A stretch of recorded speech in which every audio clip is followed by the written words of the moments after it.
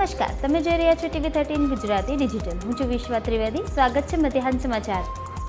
ઓવૈસીએ કેન્દ્ર સરકાર પર કર્યા પ્રહાર, કહ્યું આતંકવાદ બંધ, વાતચીત બંધ તો ક્રિકેટ કેમ ચાલુ? પહલગામ હુમલા બાદ એશિયા કપ પર સવાલ ઉઠાવતા કહ્યું મારું જમીર મને મેચ જોવાની ઇજાજત નથી દેતું. પાકિસ્તાન સાથે વેપાર નહીં, પાણી નહીં, પરંતુ ક્રિકેટ રમવું છે.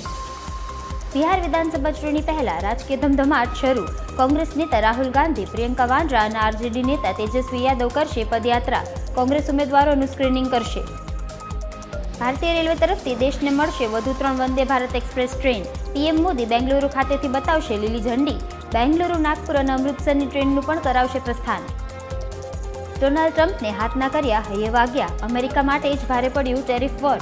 અમેરિકામાં મોંઘવારીમાં બેફામ વધારો. ટેરિફના કારણે આ વર્ષે અમેરિકન પરિવારોનો સરેરાશ ખર્ચ $2400 વધશે. સુપ્રીમ કોર્ટે એર ઇન્ડિયાની સેફ્ટી ઓડિટ માટેની અરજી ફગાવી. ફક્ત એર ઇન્ડિયા જ કેમ? કોર્ટે અન્ય એરલાઇન્સને પણ સામેલ કરવા કહ્યું. પિટિશનરને દુર્ઘટના બાદ આંતરરાષ્ટ્રીય ઓડિટની માંગ કરવા બાબતે કોર્ટે સલાહ આપી કે ડીજીસીએ અથવા કેન્દ્ર સરકારને પહેલા રજૂઆત કરો.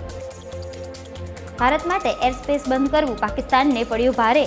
2 મહિનામાં લગભગ 127 કરોડ ભારતીય રૂપિયાનું પાકિસ્તાનને વેઠવું પડ્યું નુકસાન. પાકિસ્તાનના સંરક્ષણ મંત્રાલયે કર્યો ખુલાસો. ઉત્તરાખંડમાં વધુ એક મુસીબત. રુદ્રપ્રયાગ નજીક NH109 પર ભયંકર લેન્ડસ્લાઇડ થતાં માર્ગ ધસી ગયો. મોટા વાહનો પર પ્રતિબંધ મુકાતા મુસાફરો મુશ્કેલીમાં મુકાયા. અમદાવાદમાં એર ઇન્ડિયા પ્લેન ક્રેશની ઘટનામાં તપાસનો ધમધમાટ. અમેરિકાના વકીલ માઇક એન્ડ્રુએ લીધી ઘટના સ્થળની મુલાકાત. પીડિત પરિવારો વતી કેસ લડશે માઇક એન્ડ્રુ. રાજ્ય સહિત દેશભરમાં ભાજપ તરફથી તિરંગા યાત્રાનું આયોજન. સુરતના કેન્દ્રીય મંત્રી CR પાટીલની ઉપસ્થિતિમાં યોજાશે તિરંગા યાત્રા. વિવિધ કાર્યક્રમોમાં ઉમટશે ભાજપના કાર્યકરો. ઉજ્જવલા યોજના હેઠળ હવે નહીં મળે વાર્ષિક 12 સિલિન્ડર. કેન્દ્ર સરકારે વાર્ષિક સબસિડીવાળા સિલિન્ડરની સંખ્યા ઘટાડી. ગ્રાહકોને વાર્ષિક હવે 9 સિલિન્ડર જ મળશે. મધ્યાહન સમાચારમાં હાલ આટલું જ. જોતા રહો TV13 ગુજરાતી ડિજિટલ.